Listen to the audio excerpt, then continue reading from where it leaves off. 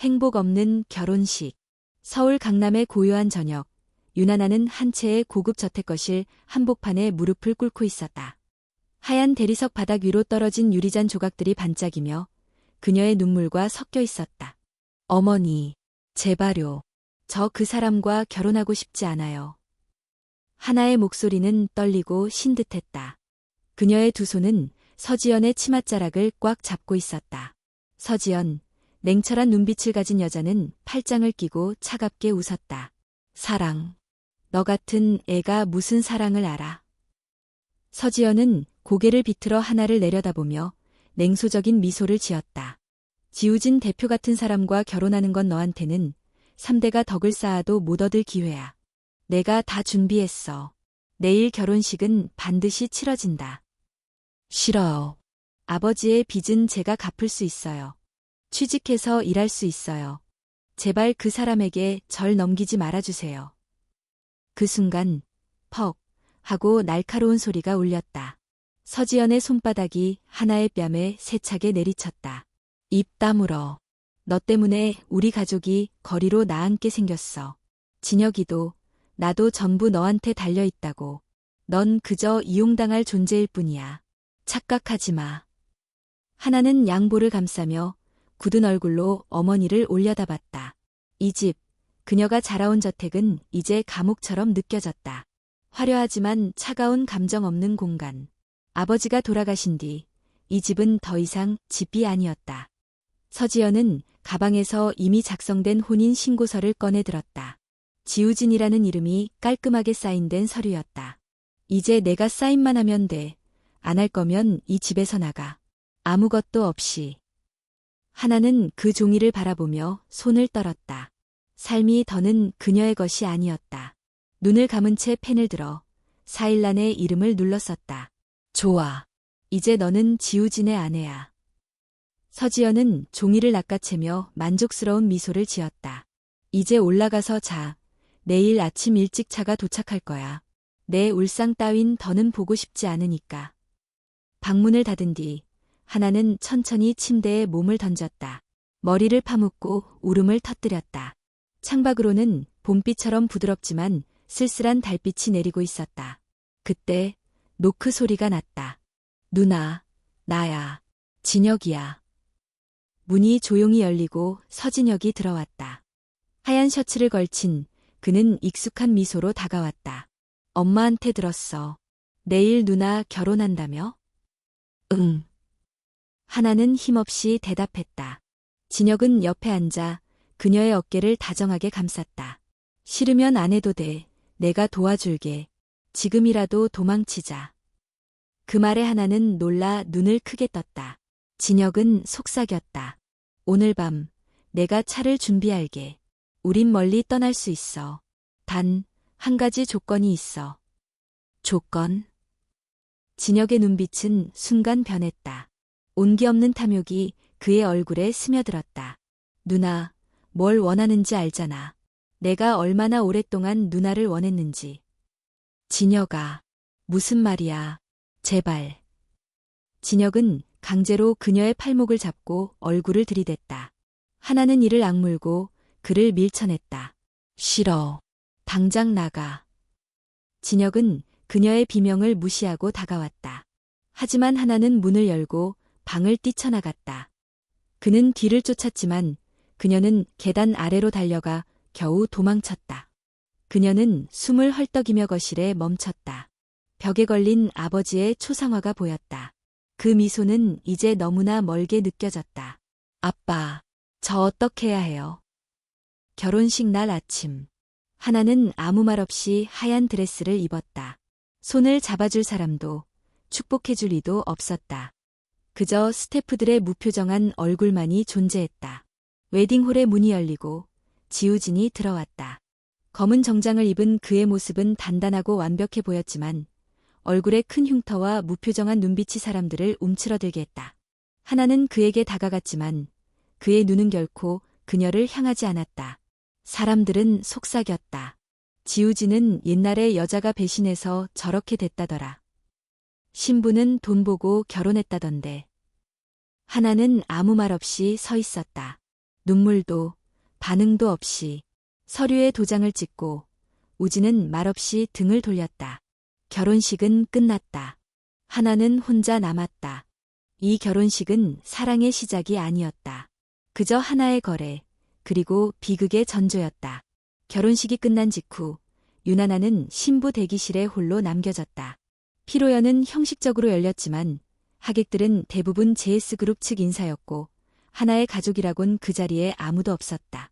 지우진은 예식장에 들어와 단 3분 만에 서명하고 나갔고 그가 남긴 건 어떤 말도 어떤 시선도 아니었다. 딱딱한 종이와 차가운 공기만이 그녀의 앞에 남았다. 그날 밤 하나는 새로 이사한 강북의 저택으로 혼자 돌아왔다. 이 집은 지우진의 거처였다. 모든 인테리어는 모던하고 고급졌지만 온기는 느껴지지 않았다. 계단마다 조용한 정적이 감돌고 벽에는 가족 사진 하나 걸려 있지 않았다. 도착하자마자 그녀를 맞이한 건 무뚝뚝한 집사 한 명과 조용한 복도였다. 지우진 대표님은 아직 퇴근하지 않으셨습니다. 하나는 대답하지 않고 조용히 자신의 방으로 들어갔다. 신부가 따로 방을 배정받는 것이 어색하게 느껴졌지만 반항할 기운조차 없었다. 밤 11시가 조금 지나 문틈 아래로 무언가 밀려 들어왔다. 하얀 종이 한 장.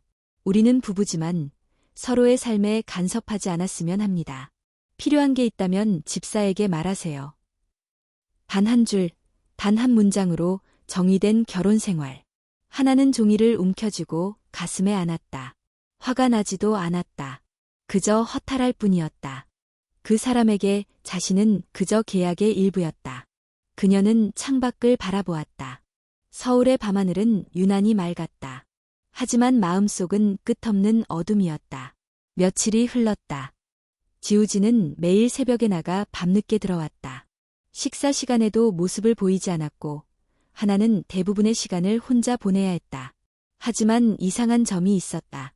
가끔 그녀가 거실에서 책을 읽고 있거나 정원에 나가 있을 때 어디선가 느껴지는 시선. 창 너머, 복도 끝, 혹은 계단 위 지우진은 말을 걸지 않았지만 분명히 그녀를 보고 있었다.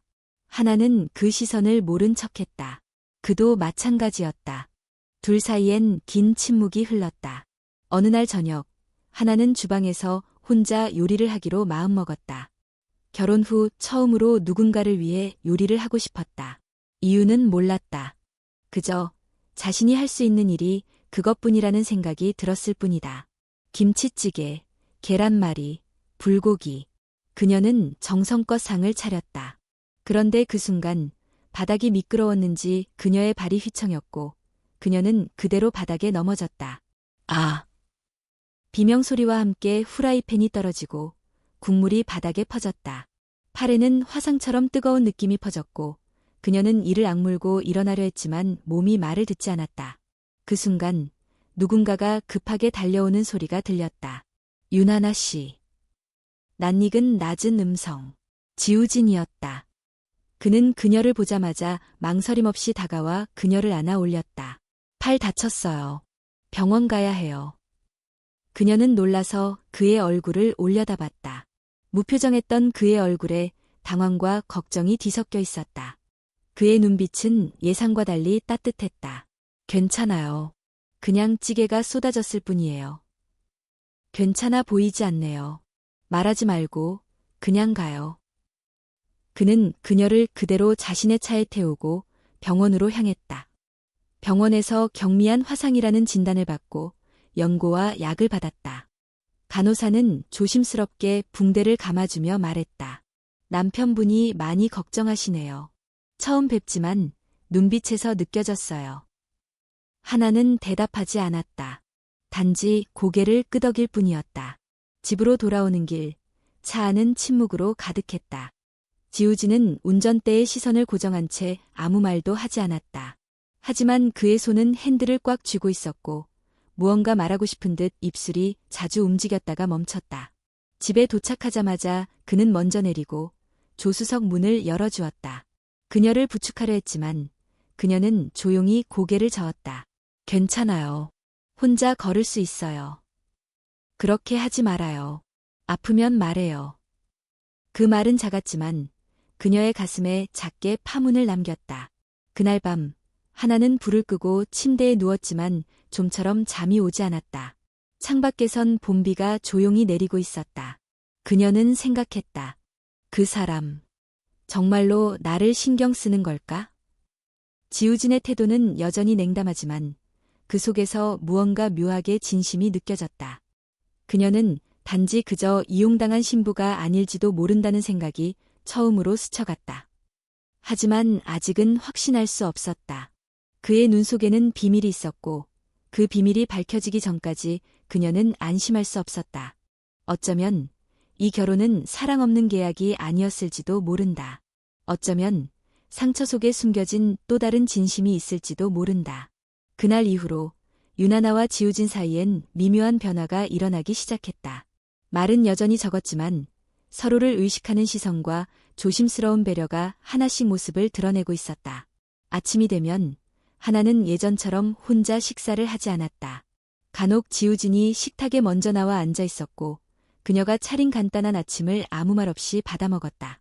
그는 여전히 무표정했지만 밥 한 숟갈을 넘기기 전에 조용히 그녀를 바라보는 눈빛이 있었다. 맛은 어때요?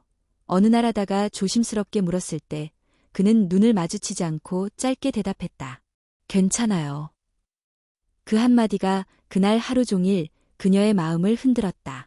칭찬이 아님에도 그것은 이 결혼 생활 처음으로 들은 인정 같았다. 정원에 나가 앉아있던 어느 날 하늘은 맑고 햇살은 따뜻했다.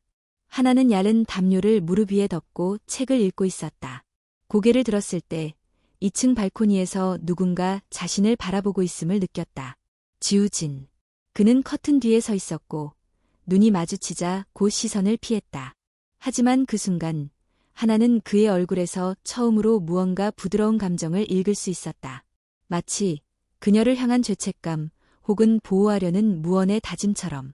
그날 밤 하나는 평소보다 조금 더 늦게 거실에 남아 있었다.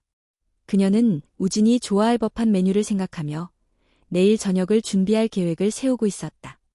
여전히 감정 표현이 없는 그였지만 화상 이후 그녀에 대한 태도는 조금씩 변하고 있었다.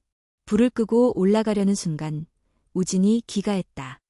그는 현관문을 열고 들어와 그녀를 보자 잠시 멈칫했다. 아직 안 자셨어요?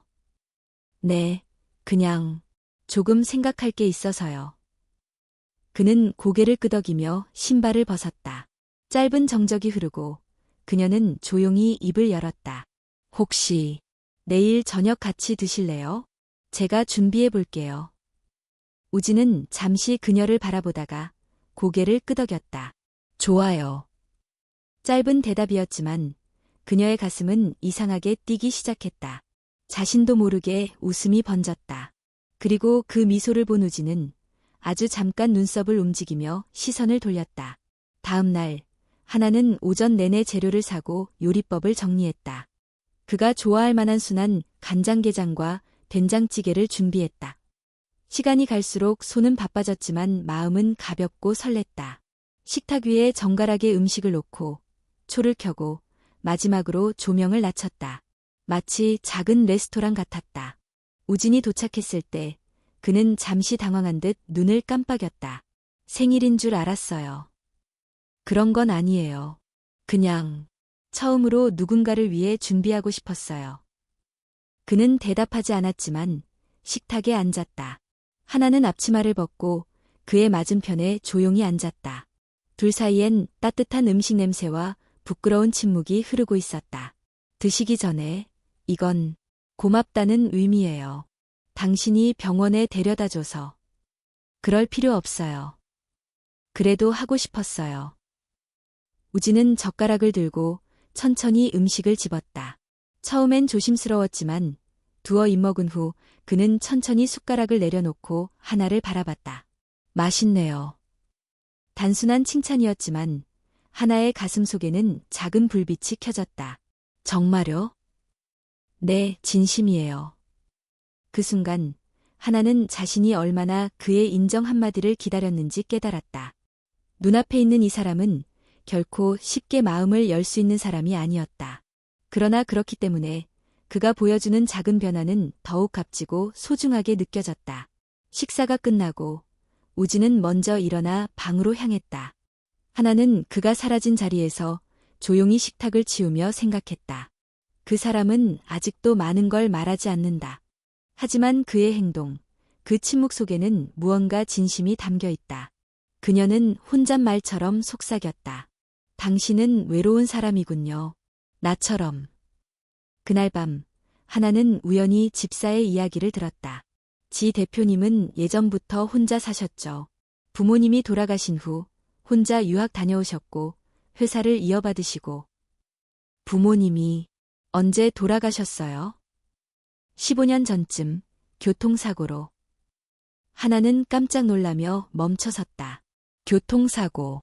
15년 전 문득 아버지가 생전에 늘 죄책감처럼 말하던 사건이 떠올랐다. 그날 내가 조금만 빨리 전화를 받았더라면. 그녀의 심장은 갑자기 두근거리기 시작했다. 왜인지 알 수 없는 불안이 가슴 깊숙이 차올랐다. 잠자리에 들기 전 하나는 아버지의 오래된 일기장을 꺼냈다. 그날 이후 한 번도 열어본 적 없던 책. 첫 장을 넘겼을 때 낯익은 이름이 등장했다. 지상우, 그리고 그의 아들 우진. 그녀의 손끝이 떨리기 시작했다. 내가 그날 그들에게 하지 못한 사과는 언젠가 내 딸이 대신 받아야 할지도 모르겠다.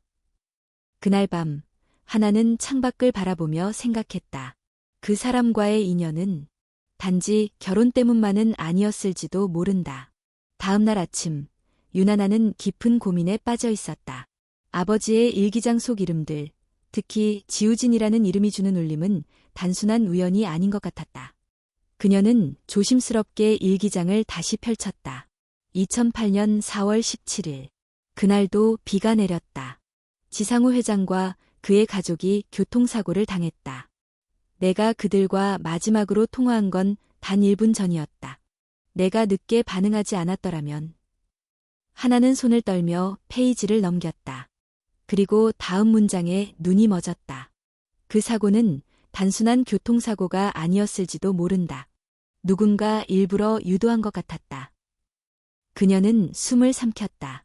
지우진의 부모님이 돌아가신 사고, 그리고 아버지의 죄책감. 모든 것이 어렴풋이 연결되기 시작했다. 그날 저녁, 지우진은 평소보다 늦게 귀가했다. 하나는 식탁을 차려놓은 채 거실 소파에 앉아 그를 기다렸다. 그는 조용히 들어와 가방을 내려놓고 상위의 음식들을 바라봤다. 오늘은 무슨 날이에요? 그가 물었다. 그냥 특별한 날은 아니에요. 그냥 이야기하고 싶어서요. 우진은 말없이 자리에 앉았다. 그녀는 조심스럽게 식사를 시작하며 그에게 질문을 던졌다. 15년 전 회장님 부모님이 돌아가셨을 때 무슨 일이 있었는지 기억하세요? 그는 젓가락을 멈췄다. 그리고 천천히 눈을 들었다. 왜 그걸 묻죠? 그냥 알고 싶어요. 솔직히 말해주세요. 우진은 조용히 숨을 내쉬었다. 그의 눈빛이 흔들리기 시작했다. 그날 내 가족은 차 안에 있었고 나는 혼자 집에 남아 있었어요. 마지막으로 아버지가 어떤 사람과 통화하셨던 걸 기억해요. 그 이름은 윤석호. 하나는 숨이 턱 막혔다. 아버지, 제 아버지 이름이에요.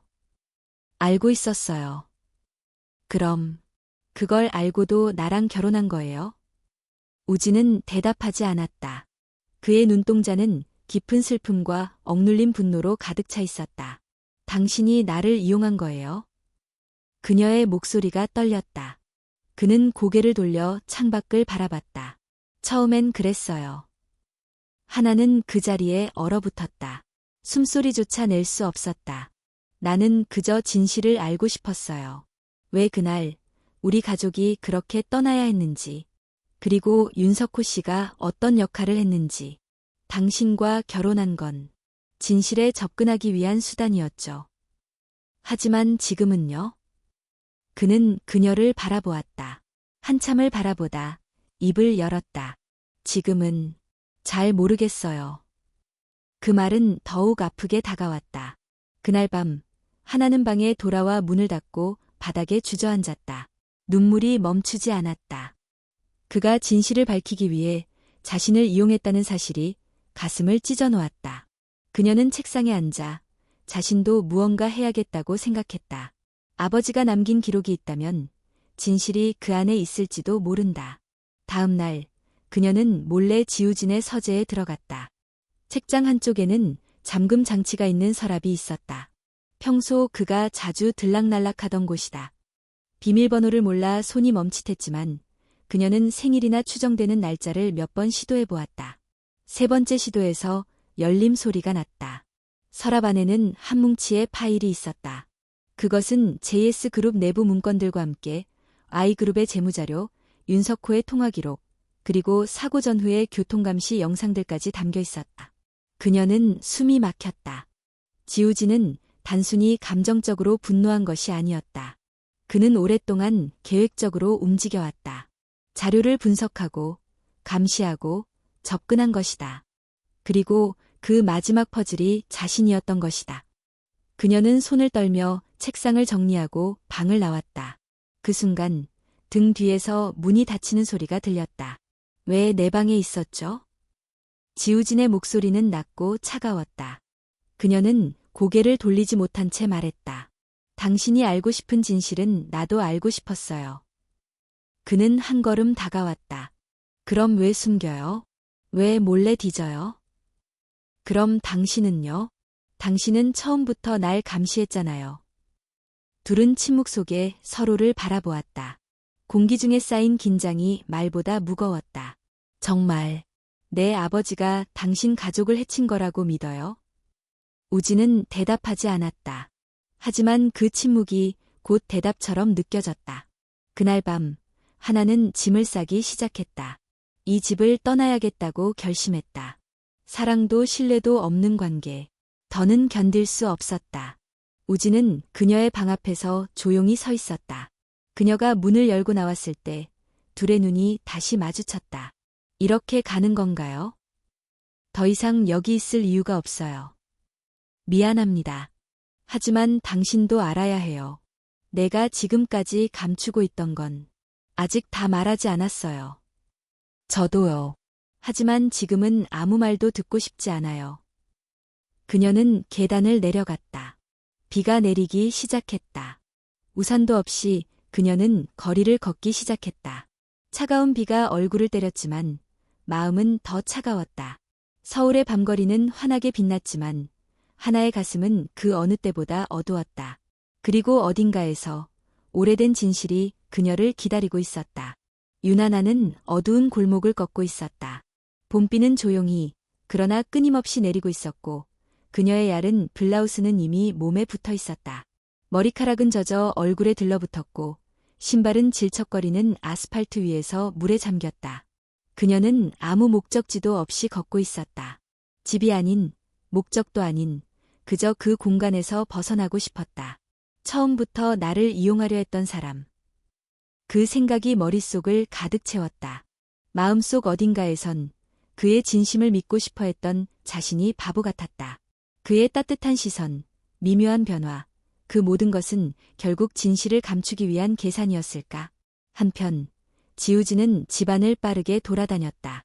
그녀가 사라졌다는 것을 알아차린 순간 가슴속 어딘가가 뻥 뚫린 듯한 느낌이 들었다. 하나 씨 봤어요? 집사는 고개를 저었다. 아까 가방을 들고 나가시는 걸 봤습니다. 우산도 없이. 우진은 망설임 없이 차키를 들고 나섰다. 비가 더 거세게 쏟아지기 시작했다. 와이퍼가 아무리 움직여도 앞이 잘 보이지 않았다. 하지만 그는 멈추지 않았다. 그녀가 사라졌다는 사실이 그의 숨을 조이게 했다. 그냥 이용이었을 뿐이라면 왜 이렇게 가슴이 아프지? 하나는 한참을 걷다가 결국 지하철역 앞벤치에 주저앉았다. 손은 차갑고 다리는 떨렸고 비는 멈출 기미가 보이지 않았다. 사람들은 우산을 들고 분주히 지나갔지만 그녀는 그 자리에 앉은 채 움직일 수 없었다.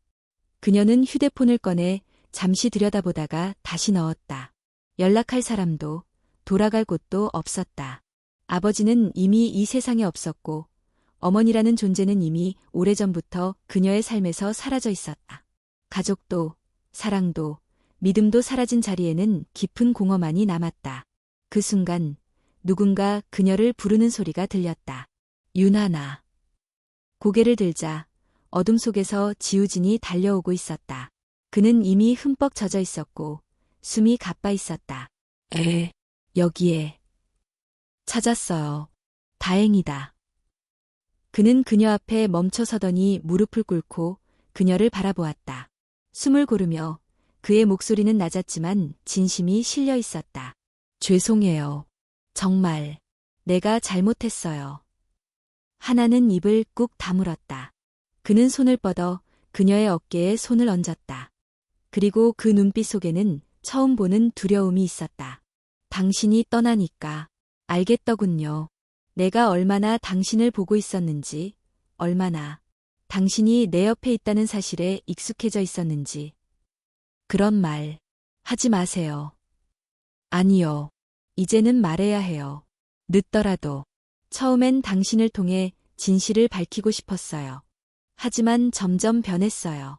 내가 당신을 지켜보게 되었고 당신의 웃음과 눈물에 흔들리게 됐어요. 그는 조심스럽게 그녀의 손을 잡았다. 그녀는 처음엔 피하려 했지만 그의 손은 놀랍도록 따뜻했다. 나는 당신을 이용했지만 그 안에서 진짜 마음이 생겼어요. 지금은 당신이 사라지는 게 두려워요. 하나는 눈을 감았다. 뜨거운 눈물이 빗물과 함께 뺨을 타고 흘러내렸다. 그런데 나는 당신을 믿을 수가 없어요. 믿지 않아도 괜찮아요. 다만 내 진심을 기억해 주세요. 내가 당신을 사랑하게 되었다는 사실을. 지우지는 그녀를 일으켜 세우고 조심스럽게 자신의 코트로 그녀를 감싸 안았다. 그녀는 무너지듯 그의 품에 안겼다. 둘은 한참을 그렇게 비 오는 거리에서 서로를 꼭 안은 채 서 있었다. 시간이 얼마나 흘렀는지 모른다. 빗소리, 거리의 소음, 사람들의 발걸음 속에서 둘만의 정적이 이어졌다. 그날 밤 그녀는 다시 그 집으로 돌아왔다. 그곳이 더는 감옥처럼 느껴지지 않았다. 방은 그대로였고 침대 위에는 그녀가 떠나기 전 던져두었던 가방이 아직 놓여 있었다. 우진은 그녀를 방까지 데려다주고 문 앞에서 멈췄다. 내일이든 다음 주든 당신이 나를 용서하지 않아도 좋아요.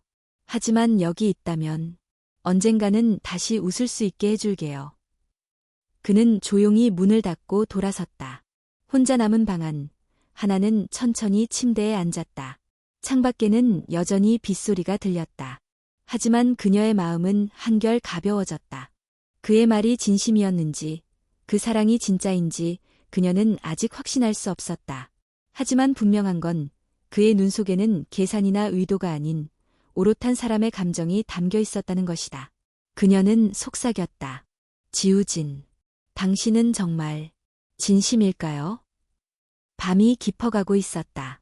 그리고 그 깊은 밤 속에서 처음으로 희미한 빛이 다시 피어나는 듯했다. 다음 날 아침, 윤하나는 눈을 뜨자마자 일기장을 다시 펼쳤다. 어젯밤 지우진의 고백은 그녀의 마음속 무너진 벽을 조금씩 허물었지만 여전히 그 깊은 상처는 아물지 않은 채 남아있었다. 그녀는 진심을 확인하려면 반드시 과거를 마주해야 한다고 생각했다. 일기장 속 아버지가 남긴 문장 하나가 눈에 띄었다. 사고 당시 나에게 어떤 파일을 전달하려던 사람이 있었다. 그 파일엔 JS그룹 내 비자금 흐름과 특정인의 연루 기록이 담겨 있었다. 하지만 그 사람은 사고 후 사라졌고 파일도 함께 사라졌다. 그녀는 그 문장을 반복해 읽었다. 그리고 문득 떠오른 이름. 지우진이 자신의 방 안 서랍에 자주 넣고 꺼냈던 서류들. 그 안에 혹시 아버지가 말한 파일이 있는 건 아닐까? 그날 오후 지우진은 외부 회의 때문에 집을 비웠다. 하나는 집사의 눈을 피해 서재로 들어갔다. 그녀는 이전에 열었던 잠금 서랍을 다시 열었다. 그곳엔 JS그룹 내부 문건과 함께 갈색 가죽 파일 하나가 새롭게 놓여 있었다. 그녀는 망설임 끝에 그 파일을 꺼내 펼쳤다. 첫 페이지엔 2008년 회계감사 누락 내역, 그리고 두 번째 페이지엔 비자금 사용처 지 타이키운이라는 이름이 적혀 있었다. 지태현, 지우진의 이복형, 아버지가 항상 경계하던 인물. 그녀는 숨을 삼키며 계속 페이지를 넘겼다. 계약 조작, 허위 회계, 정치자금 로비 내역. 그 문서들은 단순한 의혹이 아닌 명확한 증거였다. 그리고 마지막 페이지, 윤소코 제출자라는 작은 메모가 붙어 있었다. 그녀는 그 자리에 주저앉았다. 아버지는 결백했다. 아니, 단순히 결백한 것이 아니라 그는 진실을 밝히려 했고 그 대가로 누군가에게 희생당했을 수도 있었다. 지우지는 밤늦게 집에 돌아왔다. 하나는 서재문 앞에 조용히 서 있다가 그를 맞이했다. 오늘 당신 책상에서 어떤 파일을 봤어요? 그는 잠시 놀란 듯했지만 이내 고개를 끄덕였다. 알고 있었군요. 왜 지금까지 말하지 않았어요? 그게 아직 모든 게 명확하지 않았어요. 그리고 그 안에 당신 아버지가 연루되어 있을까봐 두려웠어요. 하나는 천천히 고개를 저었다. 아니에요. 그분은 가해자가 아니라 피해자였어요. 우진의 눈빛이 흔들렸다. 그녀는 손에 들고 있던 파일을 그에게 내밀었다. 이 안에 모든 게 있어요. 당신 형, 지태현. 그가 모든 것을 조작했어요. 우진은 파일을 받아 조심스럽게 넘겨보았다. 한 장, 또 한 장. 그의 얼굴이 점점 굳어졌다. 그리고 마지막 장을 덮을 때쯤 그는 깊게 숨을 내쉬었다. 내가 너무 늦게 알았네요. 아버지의 죽음, 어머니의 눈물, 그리고 나 자신. 모두가 복수에 사로잡혀 있었어요. 그런데 그 복수는 잘못된 방향이었어요. 그래서 이제 어떻게 할 거예요? 내가 해야 할 일을 하겠어요. 다음 날 아침, 지우진은 법률팀과 함께 JS 그룹 본사로 향했다. 지태현은 이미 그 자리에 있었다. 긴장한 기색 하나 없이 평소처럼 여유롭게 앉아있던 그가 지우진을 보며 웃었다. 무슨 일이지? 이렇게 아침부터? 형, 이 문서에 대해 설명해 줄 수 있어요? 지우진은 파일을 책상 위에 던졌다. 지태현은 슬쩍 넘겨보더니 여유로운 웃음을 지으며 말했다. 오래된 이야기야. 그걸로 뭘 하겠다는 거지? 끝내야 할 이야기가 아직 끝나지 않았으니까요. 우진은 차분한 목소리로 말했다. 그 순간 방 안으로 변호사들과 감사팀이 들어왔다. 지태현 전무님. 현재 귀하는 다수의 횡령과 허위보고 혐의로 공식 수사를 받게 될 것입니다. 회사는 법적 절차에 따라 조치를 진행하겠습니다. 지태현은 얼굴이 굳어졌다. 그리고 천천히 자리에서 일어섰다. 아버지가 너를 절대 경계하셨던 이유가 있었지. 그분이 원하셨던 건 진실이었어요. 이제야 알겠네요. 같은 시각, 하나는 아버지의 묘소를 찾았다. 묘비 앞에 조용히 무릎을 꿇고 꽃을 놓았다. 아빠, 이제 알았어요. 아빠가 왜 그토록 힘들어했는지, 그리고 왜 날 지키려고 하셨는지. 그녀의 눈에는 더 이상 원망이 없었다. 대신 깊은 슬픔과 동시에 다짐이 담겨 있었다. 이제부터는 제가 아빠의 이름을 지켜드릴게요. 그녀는 눈을 감고 손을 모았다. 그 순간 뒤에서 조용한 발소리가 들렸다. 지우진이었다. 그는 그녀 옆에 천천히 앉았다. 모든 게 끝났어요. 아니요. 지금부터 다시 시작하는 거예요. 그들은 함께 하늘을 올려다보았다. 맑고 투명한 하늘, 어쩌면 그날의 비로 씻겨진 진실처럼 깨끗하게 맑아진 마음을 비추는 듯했다. 며칠이 지났다. 지태현의 혐의가 언론에 보도되면서 JS그룹은 큰 파장을 겪었다.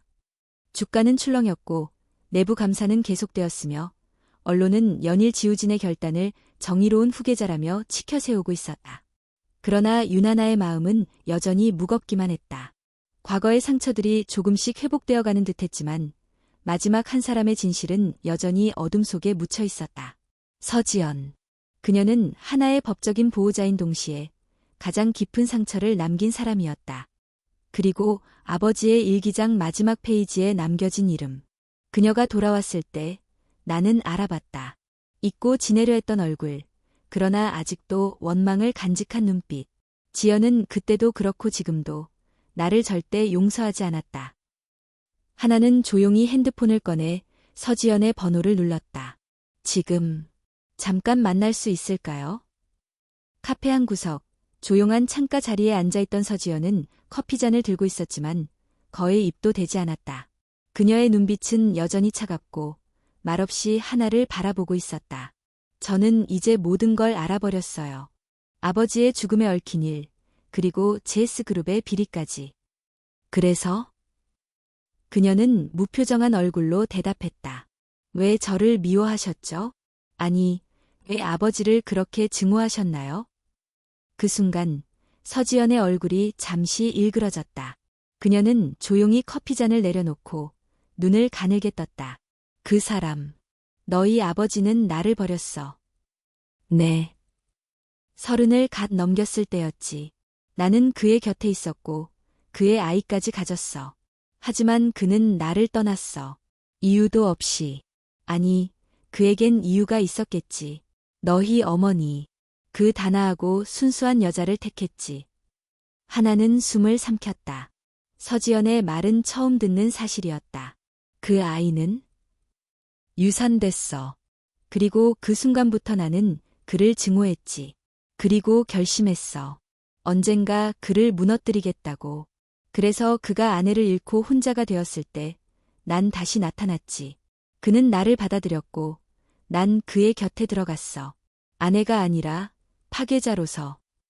하지만 저는 아무 잘못도 없어요. 왜 저까지? 왜냐고. 너는 그 사람의 전부였으니까. 그의 모든 것이었어. 그래서 너를 무너뜨리는 게 곧 그를 무너뜨리는 거라 생각했어. 하나는 말없이 그녀를 바라봤다. 분노보다는 깊은 허무함이 밀려왔다. 그런데 이제는 후회하세요? 후회. 서지연은 피식 웃으며 고개를 저었다. 아니, 나는 내 방식대로 끝까지 싸웠어. 비열했을 수도 있지. 하지만 적어도 나는 가면을 쓰지 않았어. 진심으로 그를 미워했고 진심으로 그를 무너뜨리고 싶었어. 그녀는 의자에서 일어났다. 이제 모든 걸 알았으니 내가 날 어떻게 보든 상관없어. 어차피 나 같은 여자는 원래 악역이니까. 하나는 그녀의 뒷모습을 바라보았다. 쓸쓸함과 증오, 상처와 고집이 뒤섞인 그림자 같은 존재. 그녀는 원래부터 악인이 아니었다. 사랑했던 사람에게 버림받은 상처를 지닌 채 그 어둠 속에 살아온 여인이었다. 집으로 돌아오는 길, 하나는 창밖을 바라보며 생각했다. 사람은 누구나 사연이 있고 상처를 품고 살아간다. 그 상처를 어떻게 다루느냐에 따라 악이 되기도 용서가 되기도 한다. 그녀는 조용히 혼잣말했다. 미워하지 않을게요. 하지만 당신처럼 살지는 않을 거예요. 다음 날 하나는 아버지의 유품 중에서 오래된 사진첩을 꺼냈다. 그 안에는 젊은 시절 아버지와 낯설지 않은 얼굴의 여성이 함께 찍힌 사진이 있었다. 서지연. 그녀도 한때는 사랑받고 사랑을 주던 사람이었다. 그녀의 모든 선택이 옳았다고는 말할 수 없지만 그 모든 동기 속엔 잃어버린 사랑이라는 이름의 슬픔이 자리하고 있었다. 하나는 사진첩을 덮으며 다짐했다. 나는 반복하지 않을 거야. 복수로는 아무것도 남지 않는다는 걸 이제 너무 잘 아니까. 밤이 되자 지우진이 퇴근하고 돌아왔다. 그는 피곤한 듯했지만 그녀를 보자마자 미소를 지었다. 괜찮았어요. 오늘은? 하나는 고개를 끄덕이며 그에게 다가갔다. 우리 잠깐 산책할래요? 그는 잠시 놀란 듯했지만 곧 웃으며 대답했다. 좋아요. 둘은 저녁 공기 속을 천천히 걸었다.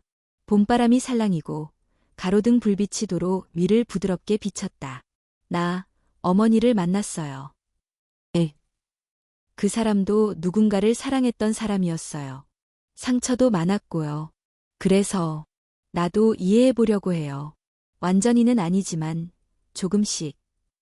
우진은 그녀의 말을 조용히 들었다. 그리고 나도 이젠 사랑이라는 말을 믿어보고 싶어요. 그는 걸음을 멈추고 그녀를 바라보았다. 내가 옆에 있어줄게요. 천천히, 아주 천천히 함께 걸어가요. 그녀는 그 말에 고개를 끄덕였다. 그들의 걸음은 점점 나란해졌고 마음의 거리는 조용히 좁혀졌다. 며칠 동안 평온해 보이던 시간이 이어졌다. 지우진과 유나나는 조심스럽게 서로의 일상 속으로 스며들고 있었고, 그들의 관계는 이전보다 훨씬 부드럽고 따뜻해지고 있었다. 그러나 평온은 오래가지 않았다. 어느 날 오후, 지우진은 회사 비서실로부터 한 통의 전화를 받았다. 대표님, 내부 회계 감사 중 이상한 지출 내역이 발견되었습니다. 서진혁 씨와 연관된 항목입니다. 진혁이요? 지우진은 순간적으로 눈썹을 찌푸렸다. 서진혁, 하나의 이복 동생. 어릴 적부터 함께 자랐지만 늘 어딘가 불편한 느낌을 주던 존재. 그는 언제나 말없이 웃었고 어떤 상황에서도 감정을 쉽게 드러내지 않았다. 그는 결코 투명한 사람이 아니었다. 같은 시각, 유나나는 서재에서 아버지의 마지막 편지를 다시 읽고 있었다. 그 편지는 유언처럼 남겨진 짧은 메모였다. 진혁이라는 아이.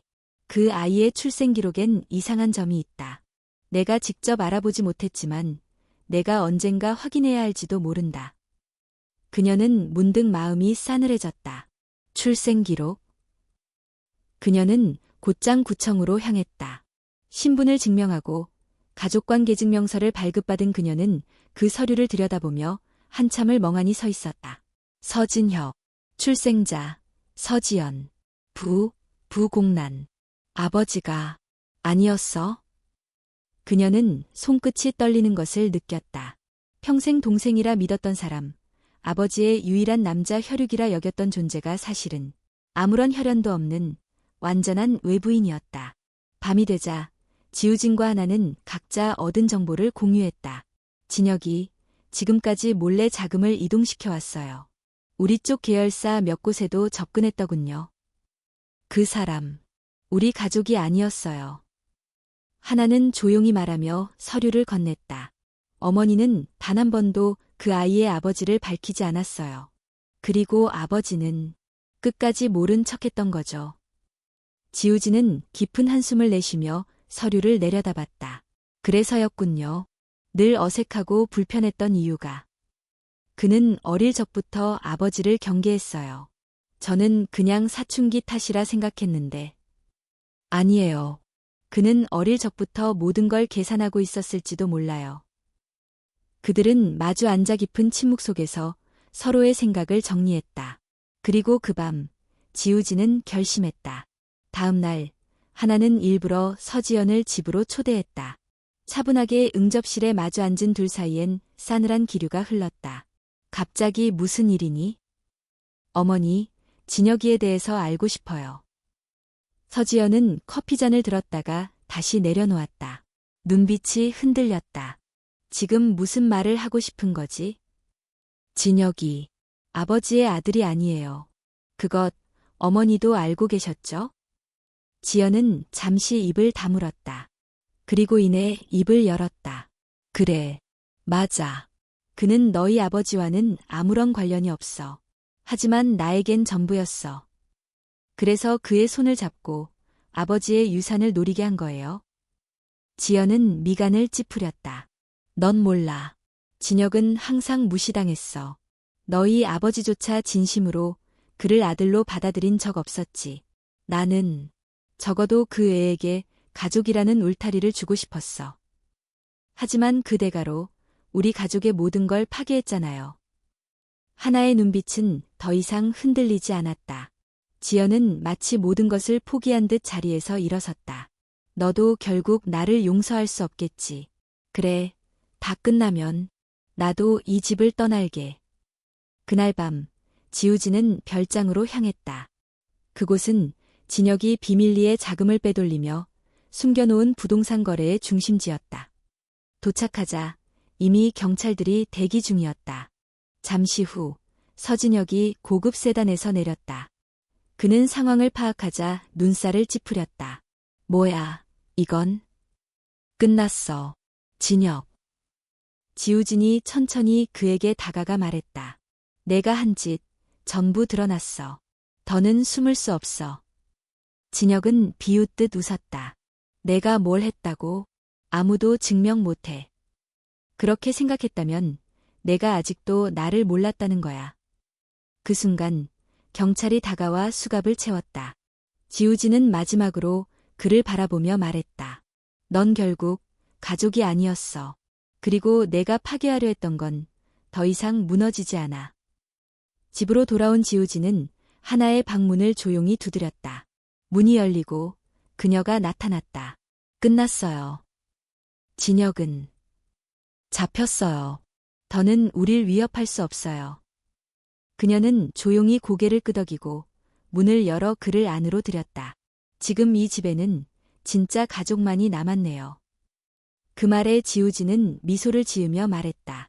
그렇네요. 처음으로 그렇게 느껴져요. 그날 밤 그들은 함께 조용히 마루에 앉아 창밖을 바라보았다. 비는 그치고 있었고 별 하나가 고요히 떠오르고 있었다. 집안은 조용했다. 서진혁의 체포 이후 서지연은 모든 짐을 챙겨 조용히 집을 떠났고 넓은 저택은 처음으로 적막이 아닌 평온으로 가득했다. 유나나는 창가에 앉아 있었다. 어쩌면 지금 이 순간이 그녀가 원했던 평화일지도 몰랐다.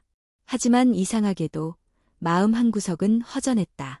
마치 무언가 끝났다는 안도와 동시에 시작을 앞둔 두려움이 공존하는 느낌이었다. 그녀는 조용히 손에 들고 있던 책을 덮고 서재로 향했다. 며칠 전부터 머릿속에 떠오르는 것이 있었다. 무언가 아직 끝나지 않았다는 예감, 아직 듣지 못한 진심이 어딘가에 남아있다는 느낌. 서재 한편, 지우진의 책상 서랍을 천천히 열었다. 이미 몇 번 봤던 문서들과 파일들 사이에 조심스럽게 접힌 종이 한 장이 끼워져 있었다. 봉투도 제목도 없는 그 종이는 그녀의 이름으로 시작하고 있었다.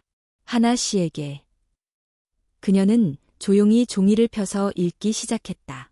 당신이 이 편지를 읽고 있다면 나는 아마도 당신을 붙잡지 못한 채 놓아버렸겠지요.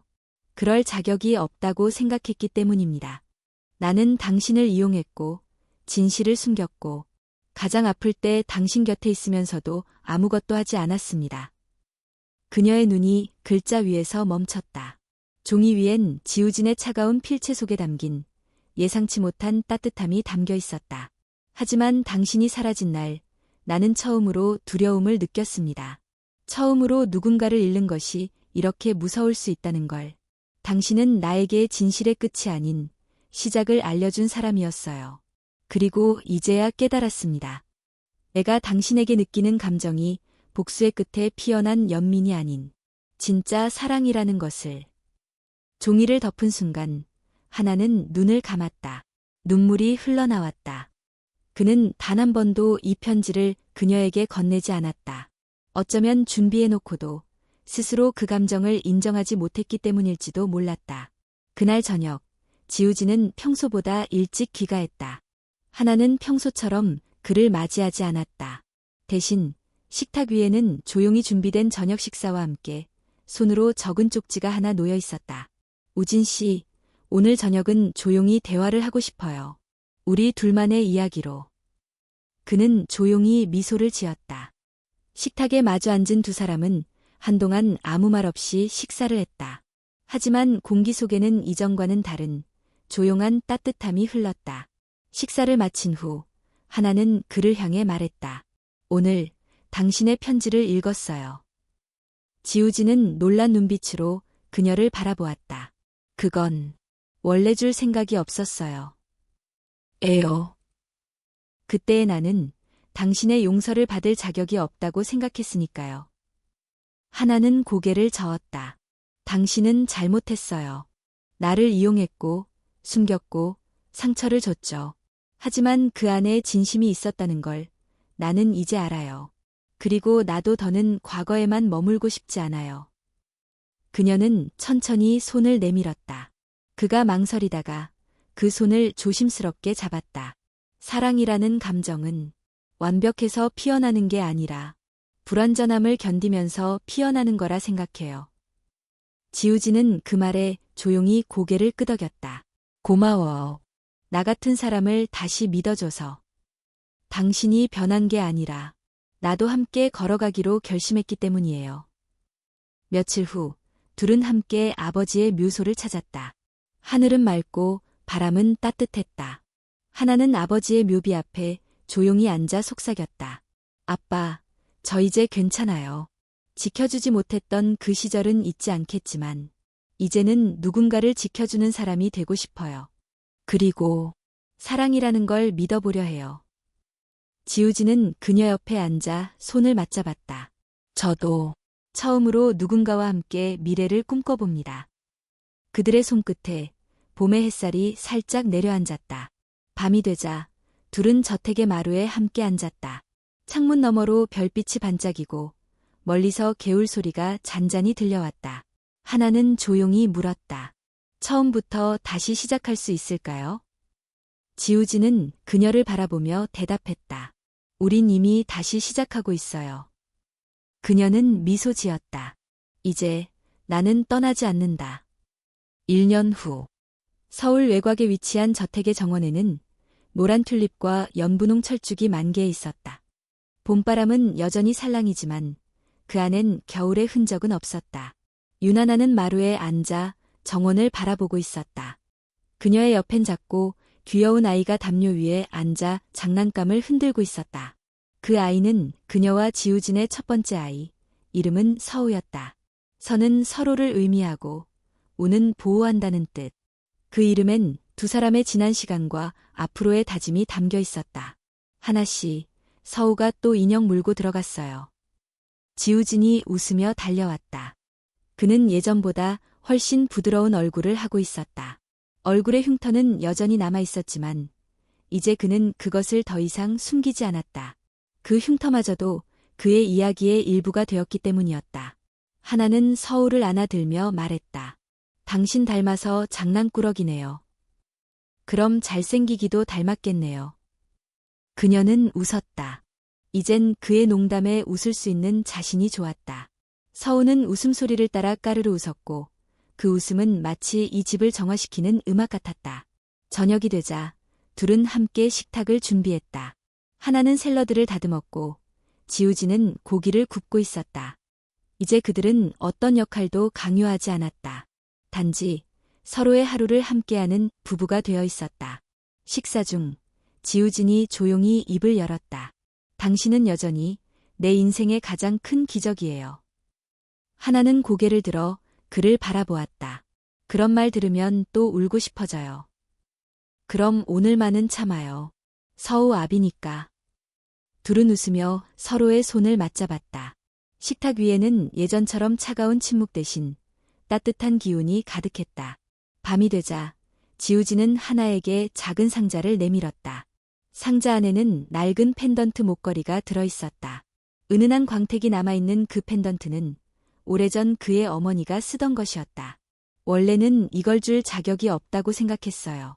하지만 이제는 당신이 우리 가족의 일부라는 걸 당신에게 직접 전하고 싶어요. 하나는 펜던트를 조심스럽게 손에 쥐었다. 차가운 금속은 이내 그녀의 체온에 따뜻해졌고 그녀의 눈에는 눈물이 맺혔다. 이제 정말 당신과 나 가족이 되었네요. 그는 조용히 그녀를 안았다. 가족, 그리고 동반자. 앞으로도 계속. 며칠 후 그들은 함께 강릉의 바닷가로 여행을 떠났다. 출발 전부터 한 번도 다녀오지 못했던 둘만의 신혼여행이었다. 해변가에서 서우는 모래를 손에 쥐며 장난쳤고 하나는 그 모습을 사진으로 담았다. 지우지는 그런 그녀의 옆에 앉아 파도를 바라보며 속삭였다. 예전엔 바다가 무서웠어요. 에요. 너무 넓고 내가 작아지는 기분이었거든요. 하지만 지금은 평온해요. 그게 당신 덕분인 것 같아요. 하나는 그의 어깨에 머리를 기대며 말했다. 나도요. 이전에 나는 세상이 나를 삼킬까 두려워 도망치기만 했어요. 하지만 지금은 어떤 바람이 불어와도 무섭지 않아요. 당신이 있으니까. 그날 밤 바닷가에서 바라본 별은 유난히 밝았다. 그들은 모래 위에 나란히 누워 아무 말 없이 밤하늘을 바라보았다. 어쩌면 가장 깊은 사랑은 말보다 더 긴 침묵 속에 있을지도 모른다. 그 침묵을 견디고 함께 울고 웃었던 그 시간들이 그들의 사랑을 완성시켰다. 서울로 돌아온 어느 날 하나는 자신의 이름으로 작은 갤러리를 열었다. 그녀가 찍은 사진들과 서우의 성장기를 기록한 작은 코너, 그리고 지우진이 함께 쓴 짧은 글고들. 그 전시의 제목은 다시 피어나는 날들이었다. 그곳을 방문한 사람들은 모두 따뜻한 미소를 지으며 전시장을 나왔다. 누군가는 사랑을 믿게 되었고, 누군가는 상처를 꺼내놓을 용기를 얻었다고 말했다.